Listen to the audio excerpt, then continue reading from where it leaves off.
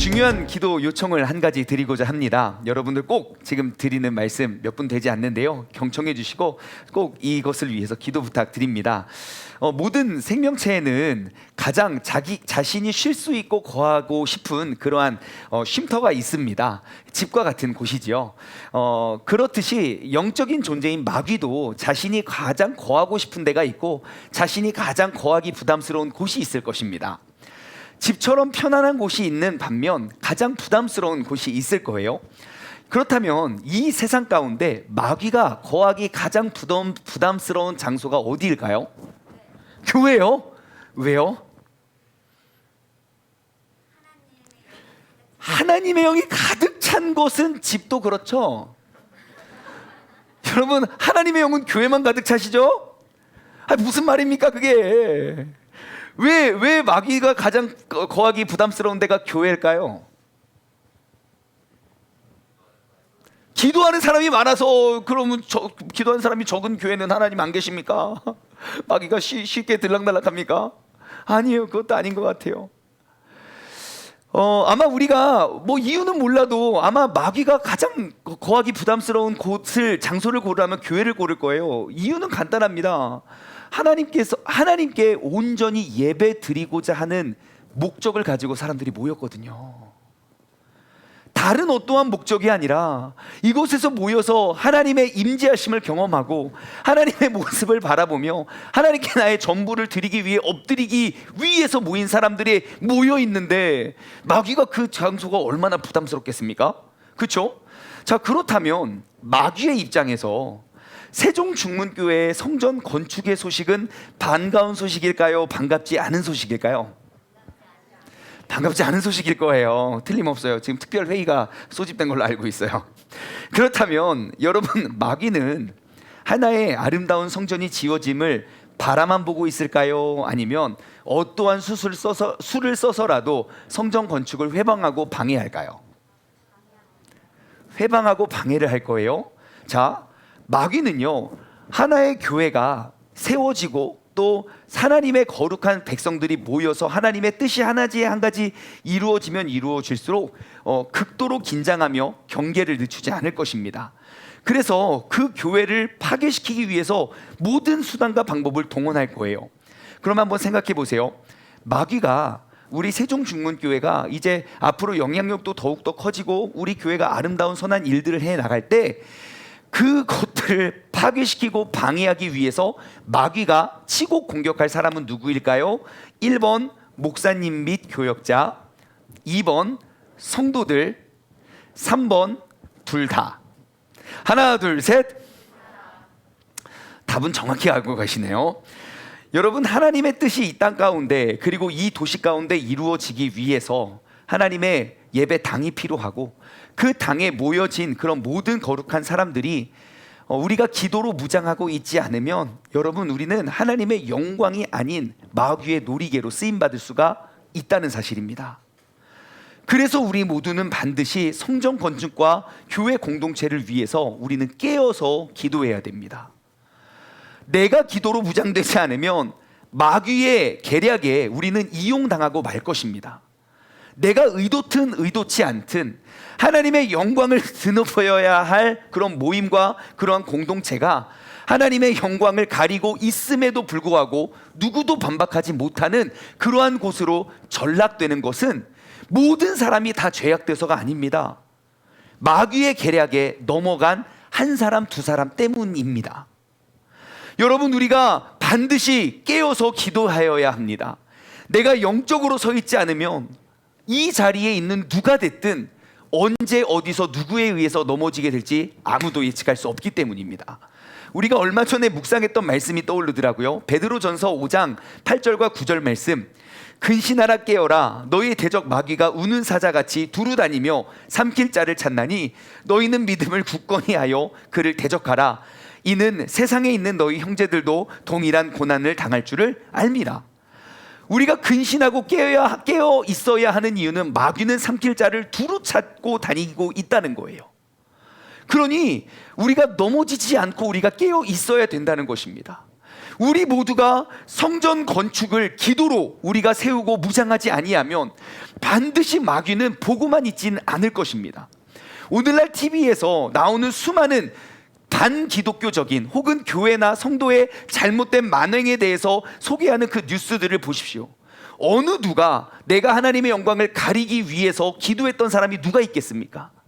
모두가 하나님의 영광을 바라보고 꿈꿨지만 마귀는 그 틈을 타서 세상 사람들이, 하나님을 알지도 못하는 사람들이 그들의 구설수에 오르고 기독교가 개독교라는 비난을 받아도 우리가 항변할 수 없는 세상을 우리가 살아가고 있습니다.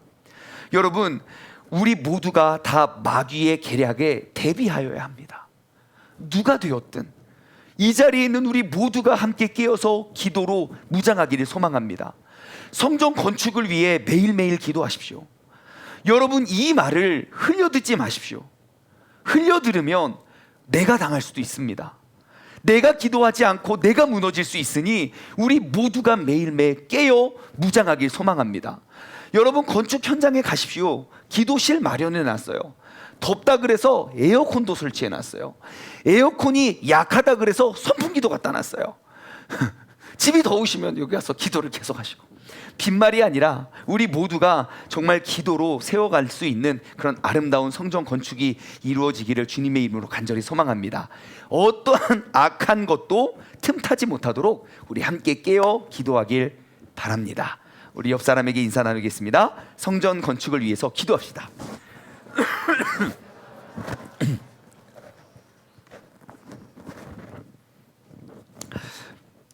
지난 주일 우리는 마땅히 물이 고여 있어야 하고, 그리고 고여 있는 물이 흘러 넘쳐야 하지만 메말라 버린 대전의 작은 하나의 천, 그 수통골의 모습을 바라보면서 내 삶에 하나님의 사랑이 고여 있고 마땅히 흘러야 하지만 그 하나님의 사랑에 흘렀던 흔적만 있을 뿐 메말라 버린 우리의 모습과 신앙을 한번 돌아보았습니다. 물이 흘렀던 흔적만 남겨진 그 수통골의 모습은 아름다운 모습일 수 없습니다. 이와 같이 언제나 하나님의 사랑이 고여 있고 그 하나님의 사랑이 흘러 넘쳐야 할 곳이 바로 교회이고 우리의 삶의 모습이 되어야 하지만, 사랑이 흘렀던 그런 흔적만 남겨진 오늘날의 교회의 모습, 하나님이 사랑으로 그 모든 것들을 창조하셨고 하나님은 곧 사랑이시고 그 하나님이 나와 함께 거하신다는 사실을 아는 사람들의 모임에서조차 흘러넘치는 사랑을 발견하기가 너무너무 어려운 오늘날의 교회의 모습은 그리스도인들이 보았을 때 혹은 비그리스도인들이 보았을 때 좋은 모습일 리 없습니다. 하나님의 사랑을 아는 사람들의 모임, 하나님의 사랑을 외치고 있는 공동체, 세상에 무너져버리고 잘못되고 쓰러져버린 그 잘못된 사랑의 모습을 다시금 온전히 회복시켜 하나님의 뜻이 하늘에서 이루어지듯 이 땅 가운데 이루어질 수 있도록 함께 협력하고 앞장서야 하는 공동체, 바로 이곳에서 그 사랑이 고이고 그 사랑이 흘러넘칠 수 있는 그런 회복이 있기를 주님의 이름으로 소망합니다. 지난 주일 혹시 말씀 적용 질문 기억나십니까? 첫 번째 적용 질문이 뭐였죠? 괜찮아요 하는 거였어요. 첫 번째가 괜찮아요 이거예요. 괜찮아요? 물어보는 거예요. 관심을 가지고 서로에게 안부를 물으라고 했어요. 괜찮아요? 괜찮아요? 괜찮아요? 두 번째 적용 질문은 뭐였습니까? 괜찮아요 하는 거였어요. 너무 급하게 생각하지 마세요. 다 괜찮아요. 내가 그렇게 열낼 일 아니에요. 괜찮아요. 이 시간 우리 서로에게 사랑을 한번 나누었으면 좋겠습니다. 시작. 나한테 물어보지 마시고 옆에 사람 물어보세요. 저는 매우 괜찮아요. 빨리 괜찮아요? 네, 괜찮아요. 한 주간 어떻게 지내셨습니까? 네. 여러분, 우리 세종중문교회는 세상과 같은 곳이 되지 않을 것입니다. 반드시 하나님의 말씀과 같은 곳이 될 것입니다. 세상의 문화와 세상의 분위기와 세상 사람들이 편안한 것에 우리 교회가 젖어가는 것이 아니라 세상의 모두가 이기주의가 되고 세상의 모두가 서로 소통하지 않는 그 상황 속에서 우리가 하나님의 말씀의 모습을 우리가 회복함으로 세상을 초월할 수 있는 공동체가 되기를 주님의 이름으로 간절히 소망합니다. 오늘은요, 물 이야기로 말씀의 문을 열고자 합니다. 물. 우리 모두는요, 물의 흐름을 알고 있습니다. 여러분, 물은 어디로부터 어디로 흐르죠? 예, 그렇습니다. 높은 곳에서 낮은 곳으로 흐릅니다. 이 흐름의 법칙에는요, 단 한 번의 예외도 없습니다. 항상 물은 높은 곳에서 낮은 곳으로 흐릅니다. 제가 항상 물이 이렇게 높은 곳에서 낮은 곳으로 흐르는 이 원리를 보면서 문득 이런 생각이 들더라고요. 하나님의 사랑은 어디로 흘러갈까? 하나님 사랑의 흐름에는 어떠한 변치 않는 이러한 법칙이 있을까? 이러한 원리와 기준이 있을까? 아니면 제멋대로 그냥 제가 흐르고 싶은 대로 흐를까? 하나님의 사랑이 어떠한 하나님께서 정하신 질서와 법도와 그 항상 높은 곳이라는 곳에서 낮은 곳으로 항상 그쪽으로 흘러갈까? 아니면 막 역행했다가 올라갔다 내려왔다 마음대로 제멋대로 흘러갈까? 여러분 어떻게 생각하십니까? 하나님의 사랑의 항상 흐르는 그런 법칙이 있을까요? 아니면 질서 없이 흐를까요? 하나, 둘, 셋. 아니죠? 예. 네. 여러분 혹시 하나님의 사랑, 그 사랑의 흐름에 대해서 한번 생각해 보셨습니까? 하나님의 사랑은 어디로부터 어디로 흐를까? 저는 하나님의 사랑의 흐름에는 명확한 법칙과 질서가 있다고 저는 생각합니다. 왜냐하면 하나님이 창조하신 모든 세상 가운데는 똑같은 질서와 법칙이 있기 때문입니다. 그 질서가 깨지면 온 우주 만물이 파괴가 됩니다. 우주의 별이 얼마나 많습니까? 그 수많은 별들이 질서를 유지하기 때문에 우주가 멀쩡한 거예요. 단 하나의 별이라도 질서를 잃어버리고 궤도를 이탈하면요, 지구는 금방 파괴될 것이기 때문이죠. 그게 뭐 우주만의 일입니까? 우리 인간의 몸도 마찬가지입니다. 한 사람의 몸에는요 60에서 70조 개의 세포가 있습니다. 그 세포가 동시에 똑같은 완벽한 질서 하에 있기 때문에 우리 몸은 건강히 살아갈 수 있는 것입니다. 그 세포, 단 하나의 세포가 폭발하면요 우리 온 몸이 폭발해 버린다고 합니다. 그처럼 그와 같이 하나님의 사랑도 언제나 높은 곳에서 낮은 곳으로 흐를 것입니다. 그렇다면 하나님의 사랑이 물이라면 높은 곳은 누구이고 낮은 곳은 누구일까요? 높은 곳은 의인이고 낮은 곳은 악인이겠죠. 높은 곳은 양이고 낮은 곳은 일이 염소겠죠. 높은 곳은 아들을 떠나보내는 아버지의 마음이고 낮은 곳은 아버지를 버리고 도망가는 탕자의 마음이겠죠. 높은 곳은 먼저 된 자이고 낮은 곳은 나중된 자이겠죠. 높은 곳은 하나님의 말씀을 지키고 살아가는 사람이고 낮은 곳은 그 말씀대로 살지 못하는 사람이겠죠. 여러분 하나님의 사랑이 물이라면 그 사랑은 어디로부터 어디로 흘러가는지 아시겠습니까?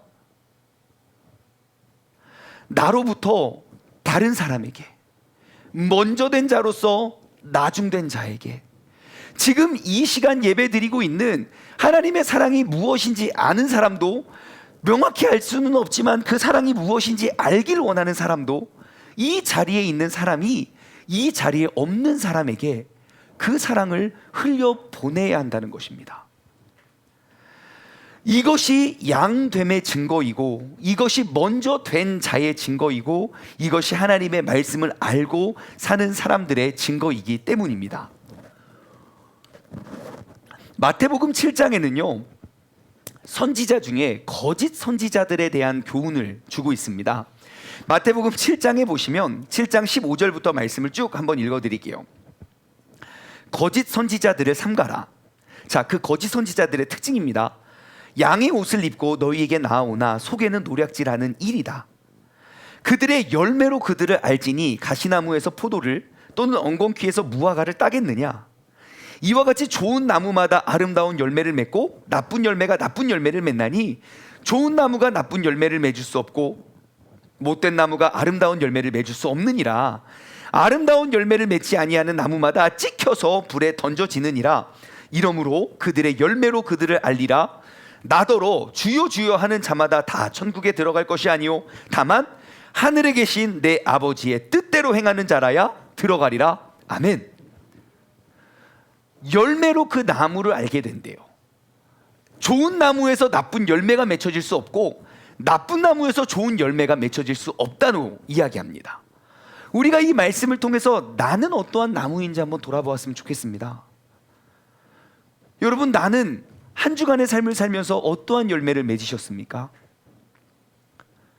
내가 지난 한 주 동안 내 삶 속에 사랑의 열매를 계속 맺었다면 나는 사랑나무입니다. 믿음과 신뢰와 이해의 열매가 계속 맺혀졌다면 나는 믿음나무입니다. 하지만 내가 계속 의심을 남겼다면 나는 의심나무인 거고요. 불평, 불만이 가득하면 불평나무인 겁니다. 내가 모든 삶에 불평, 불만이 가득해서 하루 종일 투덜거리면서 나는 사랑나무입니다. 절대 그렇지 않습니다. 그들의 열매로 그 나무를 알기 때문입니다. 한번 돌아보십시오. 나는 지난 한 주의 삶을 살았을 때 나는 어떠한 나무로서 한 주를 살아오셨습니까? 내 삶의 열매를 통해서 내가 무엇인지, 내가 어떠한 나무인지 금방 알 수 있습니다. 아주 쉽게 알 수 있어요. 내 눈앞에 보여지는 그 사람의 표정만 보면 내가 어떠한 열매를 맺고 있는 줄 알아요. 기분 좋게 오다가도 나만 보면 인상 찌푸리면 내 얼굴에 인상이 있을 거예요. 반대로 내가 그냥 기분 나쁘게 투덜투덜 왔는데 내 앞에 섰는데 막 그 사람이 웃고 있으면 내가 그 웃음을 전달해 주고 있는 걸 거예요. 여러분, 나로부터 그 하나님의 사랑이 흘러갈 수 있는 그런 사랑의 나무가 되기를 주님의 이름으로 간절히 소망합니다. 내 사랑의 그릇이 하나님의 사랑으로 충만하여져서 하나님의 사랑이 넘쳐 흘러 그러한 사랑이 메말라 버린 이 세상 가운데 사랑을 흘려보낼 수 있는 우리 모두가 되기를 주님의 이름으로 간절히 소망합니다. 그런데 사실 문제는 무엇이냐면 이 사실에 대해서 모르는 사람이 아무도 없어요. 여러분, 하나님의 사랑을 알고 우리가 그 사랑을 흘려보내야 된다는 사실 모르는 사람이 있습니까? 그거 몰라서 신앙생활 못하는 사람이 있습니까? 다 알아요. 근데 문제는 무엇입니까? 하나님의 그 나의 사랑의 그릇에 하나님의 사랑이 메말라 있어요. 그럼 우리는 그 이유를 발견해 봐야겠죠. 왜 하나님의 사랑이 메말라 있는 것일까? 나를 향한 하나님의 사랑, 그리고 한국 교회를 향한 하나님의 사랑의 공급이 멈추어 섰을까요? 여러분, 이 땅에 이런 강과 천들이 왜 다 말랐죠? 간단해요. 비가 많이 안 와서 그래요. 강우량이 줄었어요. 물이 많이 와야 많이 고여있고 많이 흐르는데 비가 많이 오지 않아서 그래요. 그러면 이 공식이 하나님의 사랑에 대입이 될까요? 여러분, 하나님의 사랑이 우리에게 적어졌습니까? 분명히 30년 전, 40년 전 대한민국에 큰 부흥이 일어났을 때 그때는 하나님이 많이 사랑해 주셨고 지금은 사랑 적게 하시죠?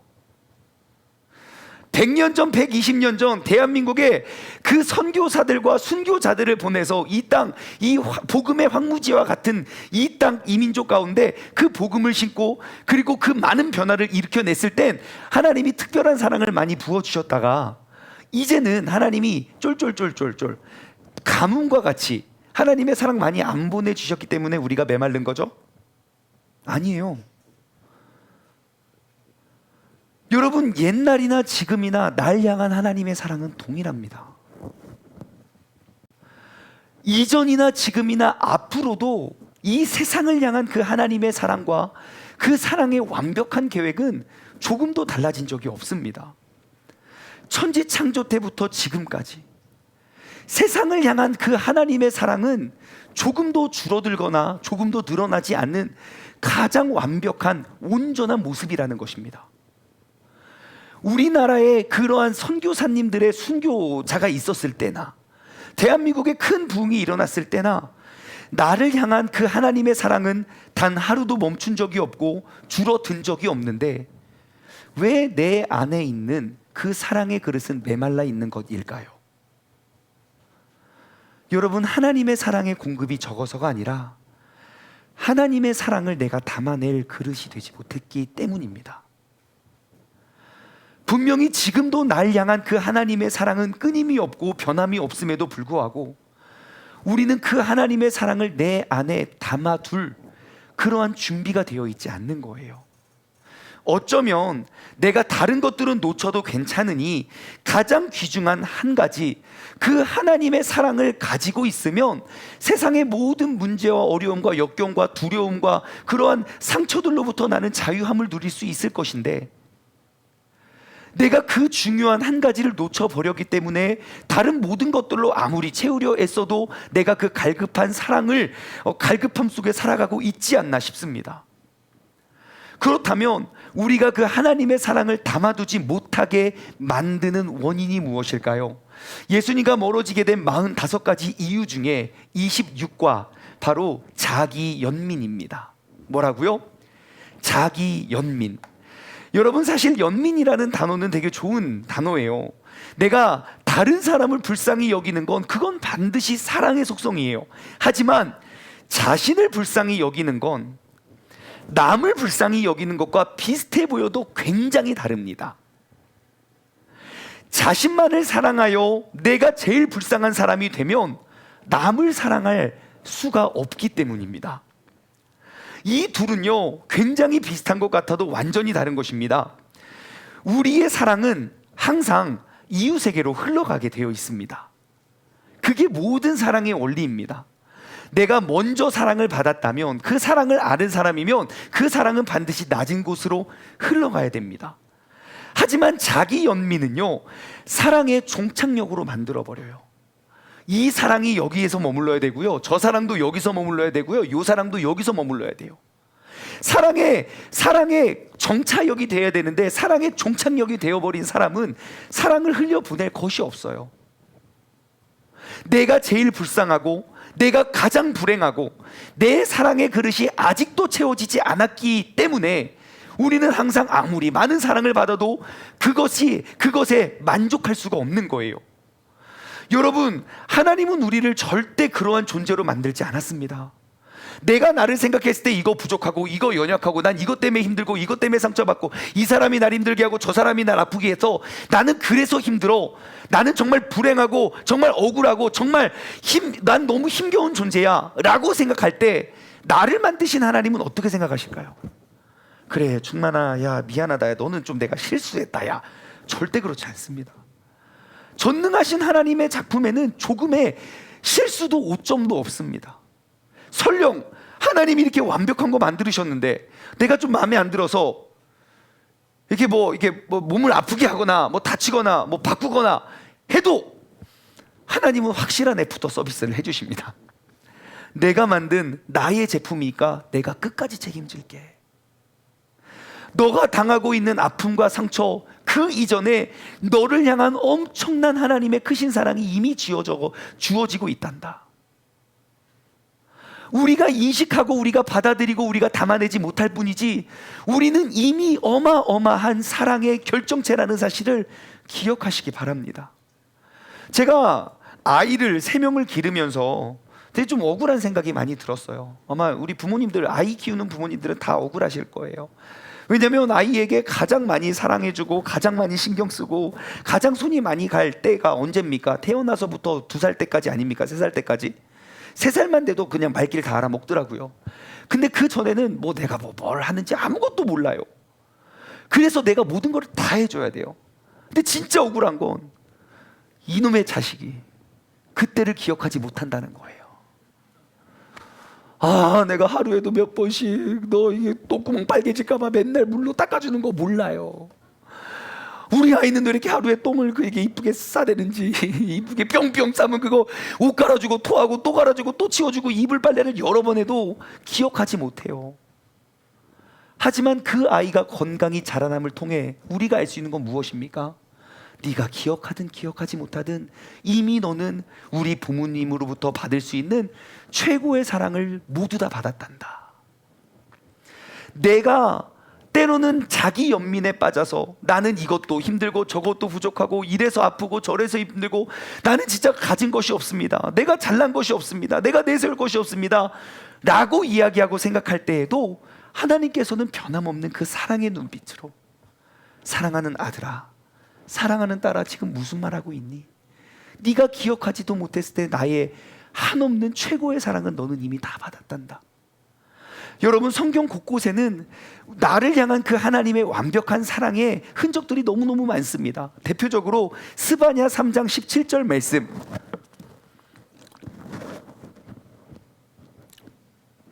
스바냐 3장 17절 말씀을 보면요, 너희 하나님 여호와가 너희 가운데 계시니 그는 구원을 베푸실 전능자이시라.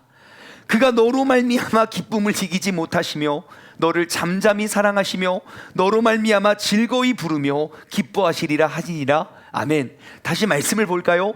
너희 하나님 여호와가 너희의 가운데 계신데요, 나를 만드신 그 하나님 여호와께서 우리의 가운데 계신데요, 나를 만들어 놓고 어디다 내다 버려놓고 어디 갔지? 옛날에 충만이를 만들고 갔긴 한데 나를 찾지 않으세요. 나를 너무너무 사랑하시고 너무너무 귀히 여기시기 때문에 내가 어디에 가서 무엇을 하는지 엄청나게 관심이 많으세요. 나의 가운데 계셔서 나 같은 죄인을 구원에 이르르게 하시는 분이래요. 나 같은 죄인을 구원에 이르르게 하신 하나님의 마음이 어떻습니까? 너를 향해 기쁨을 이기지 못하게 하시며 너를 잠잠히 사랑하신대요. 여러분, 그 하나님의 사랑이 이미 나에게 부어졌고 지금도 부어지고 있다는 사실을 기억하시기 바랍니다. 우리 모두에게 잘 알려진 말씀이 있죠. 요한복음 3장 16절 함께 암송해 볼까요? 시작. 하나님이 세상을 독생자를 주셨으니 이는 그를 믿는 자마다 멸망치 않고 영생을 얻게 하려 하심이니라. 아멘. 우리를 너무너무 사랑하셔서 자신의 아들 독생자 예수 그리스도를 보내어 우리를 구원하게 하신 그분이 나에게 그 사랑이 메말라 버리도록 내버려 둘 리가 없다는 것입니다. 하지만 자기 연민이라는 그런 죄성은 나를 더욱더 불쌍하게 만듭니다. 기쁨과 감사, 행복과 만족, 이러한 것들로부터 불안과 불신, 불평과 불만, 아무리 저도 불만스럽고 아무리 많아도 불평할 수밖에 없는 그런 불놀이를 하고 있다는 거예요. 자기 연민의 죄에 속한 사람들은요, 내가 사랑의 종착역이 되어야 하기 때문에 다른 사람들에게 사랑이 흘러감을 허락하지 않습니다. 나로 말미암아 사랑이 확장됨을, 그것을 기뻐할 수가 없습니다. 그래서 다른 사람을 더욱더 시기해요. 그래서 다른 사람의 기쁨이 나의 기쁨이 되지 못해요. 만족할 수 없기 때문이지요. 자기 연민, 혹시 이 자리에 자기 연민의 죄에 빠져 내가 사랑의 종착역이 되어가고 있는 분이 계시다면 오늘 이 시간 나의 모습을 다시 한번 점검하고 우리가 그 사랑을 흘려보낼 수 있는 믿음의 사람 되길 소망합니다. 하나님의 사랑은 어떻게 흘러가느냐? 내가 사랑을 느끼면 그 느끼는 사랑을 흘려보내면 돼요. 그것이 큰 것이든 작은 것이든 내게 사랑이라고 느끼는 것을 흘려보내면 돼요. 하지만 내가 느끼는 거예요. 이건 별거 아니니까, 이거는 뭐 특별한 거 아니니까, 이거 모든 사람한테 주는 거니까, 별거 아니니까 그냥 내가 다 독식하는 거죠. 그것이 왜 잘못입니까? 마땅히 흘러야 할 하나님의 사랑을 고이게 만들고 썩게 만드는 원인이 되기 때문입니다. 히브리서 11장 말씀은요, 아주 유명한 장입니다. 고린도전서 13장은 무슨 장이죠? 사랑장이죠. 히브리서 11장은 무슨 장입니까? 믿음장입니다. 왜 히브리서 11장은 믿음장이라고 유명하게 알려져 있냐면요, 11장 전체적으로 정말 그 히브리서 11장의 별명은 성경 명의의 전당이라는 별명이 있습니다. 정말 믿음의 가장 거장들의 이름이 쭉 나열되어 있고 그들의 믿음의 모습이 기록되어 있어요. 그래서 히브리서 11장 한 장 안에 믿음이라는 단어가 무려 25번이나 반복되어 있어요. 그렇게 믿음을 강조하는 곳이에요. 그리고 오늘 본문 말씀인 12장으로 넘어오면요, 그들의 그 믿음이 어디로 흘러가야 하는지 우리는 그 지혜를 얻을 수 있습니다. 그 믿음의 사람들이 믿음의 삶을 살았고 그 믿음을 배운 우리가 그 믿음을 어디로 흘려보내야 되는지 우리는 말씀을 통해 배울 수 있게 됩니다. 오늘 본문 말씀 14절을 함께 보도록 하겠습니다. 함께 한 목소리로 읽어볼까요? 시작.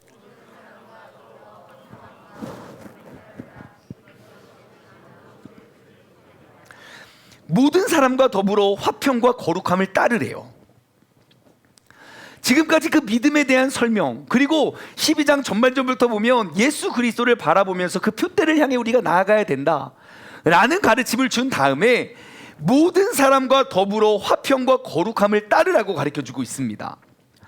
여러분, 우리가 화평해지는 것, 우리가 점점점 거룩해지는 것, 그것이 믿음의 성장 아닙니까? 그래서 우리는 쉽게 이러한 핑계를 많이 댑니다. 내가 화평을 누리기 위해서 사람과 관계를 끊어요. 왜요? 어울리면 일단 싸워요. 섞이면 안 돼. 내가 거룩함을 유지하기 위해서 내가 혼자 숨어요. 이 사람이랑 어울리면 때가 묻기 때문이에요. 내가 하나님께서 원하시는 화평과 거룩을 위해서 내가 생각한 거는 자르는 거예요. 과연 그럴까요? 전혀 그렇지 않습니다. 오늘 본문 말씀은 이야기합니다. 모든 사람과 더불어서 화평하고 거룩함을 따라라. 이것이 없이는 아무도 주님을 바라볼 수가 없느니라. 우리가 하나님의 사랑을 흘려보내는 사람이라면 여러분, 우리의 믿음이 성장하면 성장할수록 우리의 관계는 더 넓어져야 돼요. 내 사랑의 시선은 더욱더 멀리를 바라봐야 돼요. 모든 사람과 더불어서 화평함을 이루는 것이 나를 구원해 주고 나를 사랑하시는 예수 그리스도의 마음을 닮아가는 거예요. 다시 한번 우리가 마귀의 입장에서 한번 생각해 볼게요. 마귀가 이 믿음의 사람을 무너뜨리기 위해서 그 히브리서 11장에 기록되어 있는 수많은 믿음의 사람들이 있어요. 그 믿음의 사람들을 무너뜨리기 위해서 여러분이 마귀라면 어떠한 전략을 세우겠습니까? 1번, 이렇게 믿음으로 영적으로 무장된 그 사람을 더욱더 정면으로 돌파한다. 더 센 유혹으로 빡. 2번, 믿음 생활을 열심히 하되 고이게 만들어서 스스로 만족하게 만든다. 여러분이 마귀라면 어떠한 전략을 쓰겠습니까? 당연히 2번이겠죠. 마귀가 나를 유혹해서 내가 준비 안 됐을 때는 당하겠죠. 하지만 이것이 마귀의 유혹인지 알아서 내가 딱 준비를 해요. 이제 면역력이 생겼어요. 그 다음에 바이러스가 침투할 때 내가 이깁니다. 마귀는요, 이 사람이 준비됨을 보고 절대로 그대로 그렇게 공격하지 않습니다. 이것이 나를 넘어뜨리는 유혹인지 안다면 우리는 작전기도 부탁하겠죠. 내가 이래서 힘드니까 나를 위해 기도해달라. 마귀가 나를 쓰러뜨린다. 같이 기도해달라고. 그래서 마귀는 어떠한 전략을 쓰냐면요, 믿음 생활을 열심히 하게 해요. 하지만 하나님으로부터 받은 그 사랑을 내 안에 고이게 만들어요. 그리고 스스로 만족하는 거예요. 그리고 그대로 흘러가지 못하게 나로 인해서 사랑을 받아야 할 모든 사랑을 끊어버리게 만들겠죠. 여러분, 믿음의 자기 연민은 나를 고이게 만들 뿐입니다. 그래서 우리 모두는 사람과 더불어 화평과 거룩을 쫓아야 됩니다. 함께함에 더욱더 큰 화평을 누리고 함께하여 거룩을 이루어가는 것이 사랑이 흘러가는 것입니다. 세상 사람들도 마찬가지입니다. 왜 우리가 믿음 생활하는 사람이 세상에서 일을 하게 되어 있을까요? 하나님의 사랑을 흘려보내기 위함입니다. 그들과 함께 더욱더 큰 무리를 이루어서 우리가 거룩을 세워가기 위해 우리가 필요한 거예요. 내가 그들과 붙어서 내가 그들을 변화시킬 힘과 능력이 없어 결국 그들과 단절하는 고이는 물이 되어선 안 되는 것입니다. 우리의 사랑이 왜 메말라 버린 것일까요? 내가 사랑을 흘려보내지 않았기 때문입니다. 그래서 우리의 믿음의 성장은 우리의 시선이 더욱더 넓어지는 것을 의미합니다. 제가 이것을 축구로 예를 들어 볼게요. 축구를 잘하는 사람과 못하는 사람의 특징이 뭔지 아십니까? 딱 보면 알아요. 공이 왔을 때 그 공을 잡은 사람이 어디 쳐다보고 있는지 알면 그 사람이 아마추어인지 프로인지 금방 압니다. 아마추어 축구는 어떠합니까? 공이 딱 가잖아요. 일단 한 6명이 몰려듭니다. 왜요? 6명이 공만 쫓아가거든요. 하지만 프로는요, 공이 가도 사람들 몰려가지 않습니다. 그 전담 수비만 따라갑니다. 그리고 사람을 쫓아가지 공을 따라가지 않습니다. 더 나은 프로는요, 공이 나에게 딱 왔을 때 시선이 공을 향하지 않습니다. 제가 요즘 손흥민이 워낙 워낙 인기가 많아서 그 관련 영상을 봤어요. 손흥민이 훈련하는 영상. 패스가 딱 와요. 패스를 주고 고개를 이렇게 하는. 계속 뭐 하는 거예요? 그러니까 상황 인지 능력을 키우고 있대요. 공이 나에게 왔을 때 이 공을 어디로 보내야 되는지 명확히 알고 내 주변에 나를 이렇게 공격하고 수비하려는 사람을 피하기 위해서 어디서 나에게 접근하는지를 인지하고 공에 집중하지 않는다는 거예요. 더 좋은 선수들은 어떠한 선수인지 아십니까? 모든 패스의 길을 다 보고 있어요. 실력이 없는 사람은 눈앞에 보이는 패스길 하나를 보죠. 실력이 있는 사람은요, 나의 정반대편에 있는 곳까지 패스길을 보고 던져줘요. 우리가 믿음이 성장한다는 것과 우리가 믿음의 높은 경지에 이르는 건 바로 그런 겁니다. 내가 여전히 공만 쳐다보고 쫓아가는 신앙이 아니라 이제는 내 주위를 둘러보는 거예요. 나의 시선이 머무는 그곳에 주님의 사랑이 흘러갈 수 있도록, 누가 사랑을 받지 못했는가, 누가 소외됐는가, 누가 상처받았는가, 누가 아픈가, 나의 시선을 높이는 것이 우리의 믿음의 성장인 거예요. 믿음이 성장했다는 건 더욱더 크신 하나님의 사랑을 더욱더 멀리 흘려보내는 거예요. 믿음의 성장은 시야가 넓어지는 거예요. 다시 14절 말씀으로 돌아올까요? 모든 사람과 더불어서 화평과 거룩함을 따르라. 여기에 기록되어 있는 이 따르라 라는 단어가 굉장히 재미있는 단어더라고요. 제 생각에 이게 가래를 말리는 약이 침을 마르게 하는 것 같아요. 안 그랬는데 약 먹으니까 엄청 물이 땡겨가지고, 그냥 설교와 상관없는 이야기입니다. 자꾸 물이 당겨가지고. 자, 제가 이 14절에 따르라라는 단어를 이렇게 주의 깊게 봤더니요, 이 단어의 뜻이 쫓다예요. 쫓다. 근데 무엇인가를 내가 따르고 쫓는 것을 굉장히 강조한 단어예요. 그래서 이 따르다라는 단어의 의미가 뭐냐면요, 이런 거예요.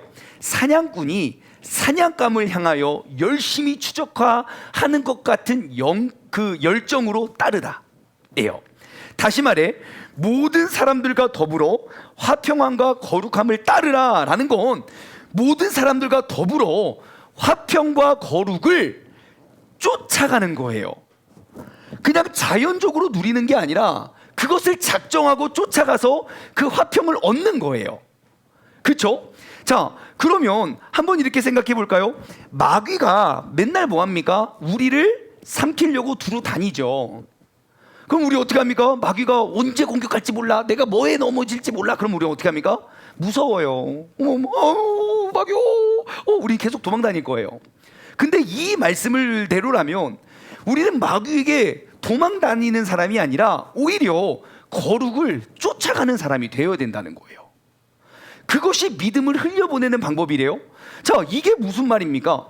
여러분, 고양이하고 쥐가 사이가 별로 안 좋은 거 아시죠? 대개 고양이가 누구를 쫓습니까? 쥐를 쫓습니다. 그럼 쥐의 입장에서 왜 자꾸 쥐가 도망가는 줄 아십니까? 반대로 고양이의 입장에서 왜 자꾸 쥐를 쫓아가는 줄 아십니까? 예? 장난감이 왜요? 살아있는 장난감이에요? 고양이의 입장에서 쥐를 왜 계속 쫓아다닙니까? 왜? 도망가니까 그래요. 도망가니까. 안 도망가면 안 쫓아가겠죠. 그럼 쥐는 왜 자꾸 도망갑니까?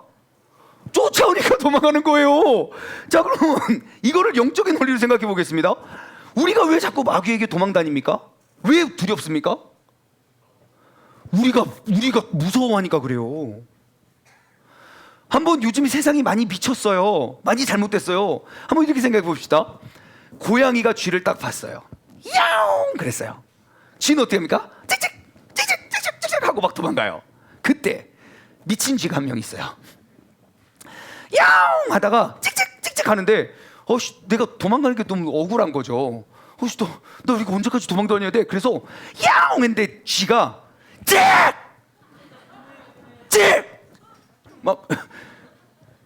막 그래요.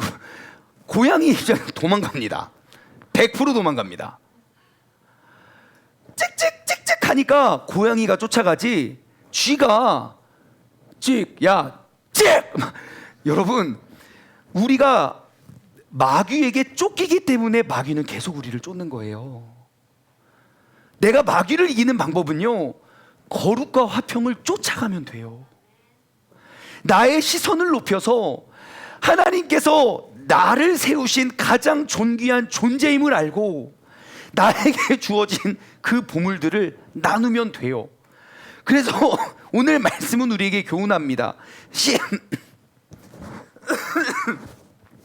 15절에서 17절까지의 말씀을 통해서 우리가 쫓아가야 할 것, 우리가 해야 할 것이 무엇인지를 가르쳐주고 있어요. 너희는 첫 번째, 하나님의 은혜에 이르지 못하는 자가 없도록 하고, 무엇입니까? 하나님의 은혜에 이르지 못하는 사람이 없도록 하래요. 두 번째, 쓴 뿌리가 나서 괴롭게 하여 많은 사람이 이로써 말미암아 더럽게 되지 않게 하며, 더럽히지 않고 쓴 뿌리가 난 것을 관리하고 뽑아내는 그러한 일을 하래요. 세 번째, 음행하는 자 혹 한 그릇 음식을 위하여 장자의 명분을 판 에서와 같이 망령된 자가 없도록 살펴라. 그것이 우리가 해야 할 일이에요. 그것이 우리가 흘려야 할 사랑인 거예요. 여러분, 우리가 베풀어야 될 사랑이 무엇입니까? 사랑합니다, 사랑합니다, 단지 그것을 말하는 게 아니에요. 모두가 함께 더불어 화평과 거룩을 이루어 가야 할 터인데, 거기서 나고되고 쓰러지고 힘들어하고 아픈 사람들을 돌아보아 그들을 일으켜 세워 우리가 하나 되어서 그 소중한 가치를 일으켜 세우는 것이 바로 우리가 나눠야 할, 우리가 흘려보내야 할 사랑임을 기억하시기 바랍니다. 오늘 본문 말씀 16절과 17절에는 에서를 등장시킵니다. 갑자기 17절, 너희가 아는 바와 같이 그가 그 후에 축복을 이어받으려고 눈물을 흘리며 구하되 버린 바가 되어 회개할 기회를 얻지 못하느니라. 여러분, 에서와 야곱의 교훈이 무엇입니까? 하나님께서 허락하시는 은혜와 복을 소홀히 여겼다는 거예요. 잃어버렸다는 거예요. 여러분, 하나님이 하나님의 사랑을 흘려버린 이유가 무엇이겠습니까? 내가 그 사랑의 소중함을 모르기 때문이에요. 에서는 어떠한 사람입니까? 장자이지만 장자로서 그 받아야 할 그 사랑과 축복이 있는데 그거 배고프다고 팥죽 한 그릇에 팔아먹은 놈이에요. 야곱은 뭘 잘했습니까? 야곱은요, 그 눈이 좋지 않은 그 아버지를 속여가면서 몇 번씩 거짓말해요. 그리고 형한테 죽을 것 알면서도 하나님께서 부어주시는 그 축복을 사수했던 사람이에요. 즉, 내가 흘려야 할 것과 내가 모아두어야 할 것이 무엇인지를 정확히 알았던 건 야곱이고, 그것을 잃어버렸던 게 에서예요. 그 장자의 축복이 얼마나 귀한 줄 알았더라면 다른 건 흘려버려도 그건 갖고 있어야겠죠. 내가 사냥하고 와서 진짜 배고파 죽을 것 같은데 죽 끓이고 있어요. 형, 어떻게 장자권 이걸로 팔래? 야, 나 지금 금식 중이거든. 어디서 이런 걸 팔아먹으려고. 그렇게 나와야 된다고요. 무엇이 중요한지를 알아야. 우리가 하나님의 사랑을 흘려보내기 위해선 여러분, 무엇이 중요한지를 알고 우리 안에 담아두시기 바랍니다. 사람들이 나에게 가져다주는 상처, 주님께서 내게 베풀어 주신 사랑에 의하면 아무것도 아니에요. 그 상처를 흘려버리시고 사랑을 가둬두시기 바래요. 정말 중요하고 고귀한 게 무엇인지 여러분, 누구에게도 빼앗기지 마시기 바랍니다. 하나님의 고귀한 사랑 잃어버리지 말고 빼앗기지도 말고 그 사랑을 가득 담아서 내가 더욱더 높은 곳에서 더욱더 많은 사람에게 그 사랑을 흘려보낼 수 있는 그런 높은 곳에 성도님들 되시길 주님의 이름으로 간절히 소망합니다. 오늘 말씀을 맺으면서 우리가 이 찬양 불렀으면 좋겠는데요. 사실 이 찬양이 옛날에 제가 대학생 때까지만 해도 진짜 많이 불려졌었거든요. 모든 교회마다 서로들 인사하고 환영하고 축복하면서 정말 매주 이 찬양이 불려졌었는데, 언제 이후로부터는 더 이상 이 찬양이 불려지지 않아요. 진짜로 1년이 지나도 이 찬양 들을 수 있는 시간 거의 없어요. 저도 이 찬양을 우리 교회에서 언제 불렀나 싶더라고요. 우리가 당신은 사랑받기 위해 태어난 사람, 이 시간 우리가 함께 찬양을 할 때는요, 우리가 서로의 모습을 바라보았으면 좋겠어요. 나랑 같이 예배드리고 나랑 같이 신앙생활하는 사람은 어떠한 사람인지 우리가 일주일에 한 명씩 새로운 사람들을 알아갔으면 좋겠어요. 우리가 그 사람들을 축복하면서 함께 이 찬양 고백하기를 원합니다.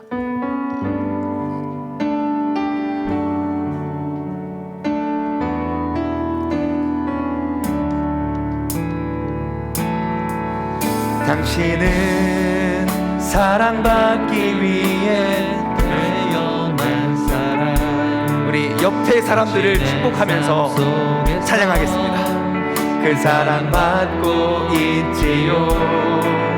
당신은 사랑받기 위해 태어난 사람. 당신의 삶 속에서 그 사랑 받고 있지요. 태초부터 시작된 하나님의 사랑은 우리의 만남을 통해 열매를 맺고 당신이 이 세상에 존재함으로 인해 우리에게 얼마나 큰 기쁨이 되는지 서로를 축복할까요? 당신은 사랑받기 위해 태어난 사람, 지금도 그 사랑 받고 있지요. 당신은 사랑받기 위해 태어난 사람, 지금도 그 사랑 받고 있지요. 우리가 다시 한번 이 찬양을 고백할 건데요, 반주가 나오는 동안 우리가 한 가지 적용했으면 좋겠어요. 여러분 옆에 계신 분, 앞에 계신 분, 뒤에 계신 분 이름을 알아내십시오. 이름을 알아내세요. 이름을 부르시고요. 저의 이름은 장충만입니다. 장에서 벌레가 충만하라고 충만했어요. 뭐 이렇게 여러분들 이름을 꼭 부르시기 바랍니다. 시작. 반갑습니다. 저의 이름은 장충만이에요. 누나는 은혜예요. 은혜가 충만하라고요. 인사 나누세요. 인사 나누세요.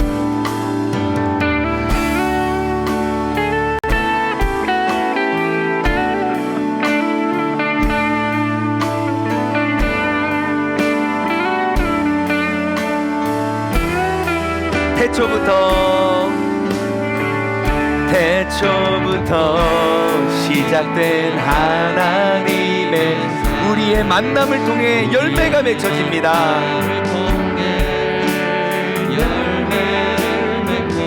당신이 이 세상에 존재함으로 인해서 우리가 얼마나 큰 기쁨이 되는지 모릅니다.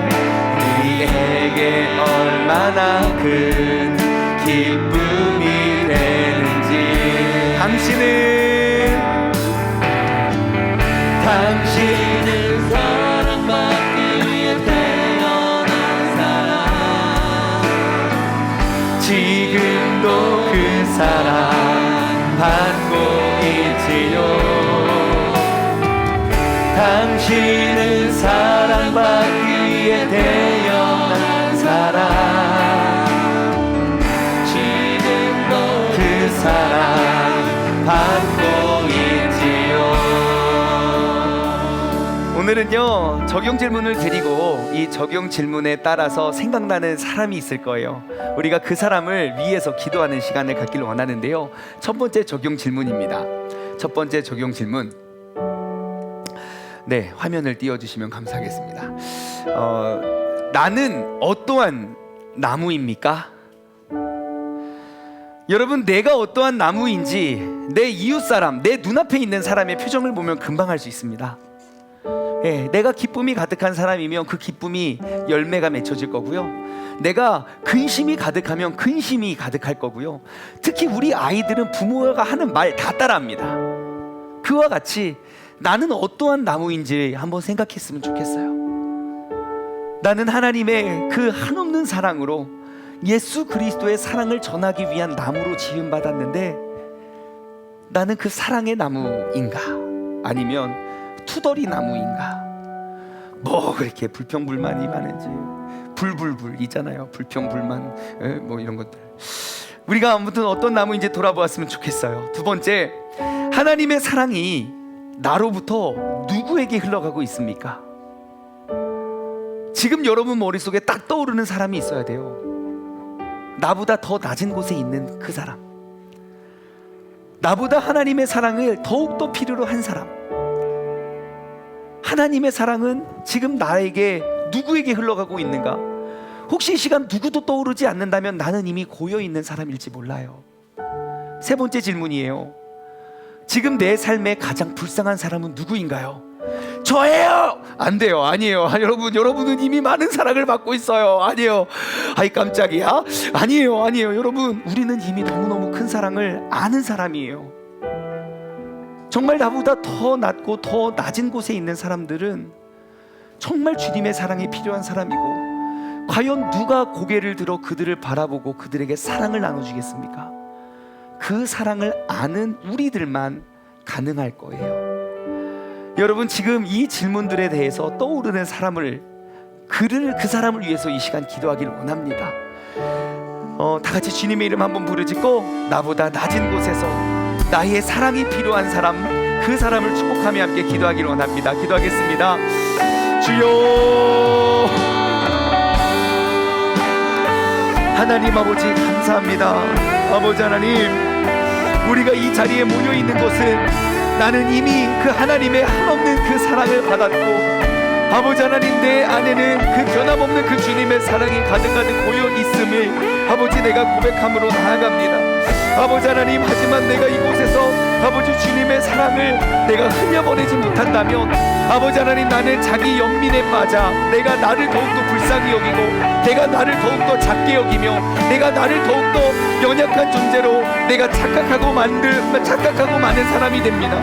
아버지 하나님, 우리가 이제 모두 일어나 아버지 하나님, 더욱더 많은 사람들에게 주님의 사랑을 가르치고 전할 수 있는 사람이 되게 하여 주옵소서.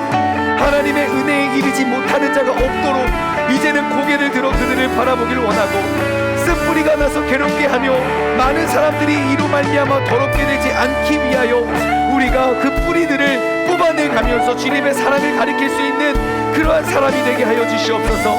하나님 아버지, 가장 소중한 장자의 명분을 팔아버린 에서와 같이 정말 세상에 소중하지 않은 것 때문에 진짜 소중한 것들을 잃어버리는 이 세상을 우리가 바라보고 우리가 지켜낼 수 있는 그런 아름다운 교회와 아름다운 믿음의 공동체가 될 수 있도록 주님께서 우리를 붙잡아 주시고 함께하여 주시옵소서.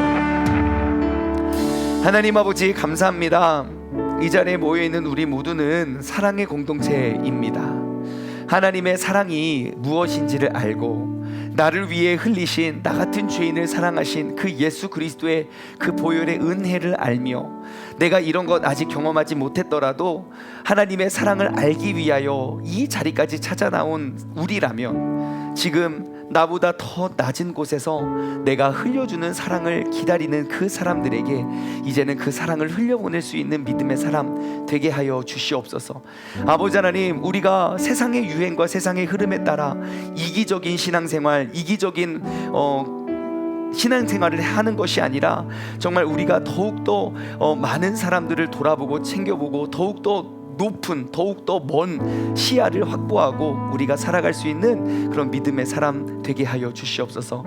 이제는 우리 주 예수 그리스도의 은혜와 아버지 하나님의 무한하신 사랑하심과 성령님의 교통하심이 사랑의 종착역이 되지 아니하고 사랑의 정차역이 되길 소망하는 사랑하는 우리 세종중문 가족들 머리 위에, 그리고 이 시간 영상을 통해 예배드리는 모든 사람들 머리 위에 이제로부터 영원토록 함께 하시길 간절히 축원하옵나이다.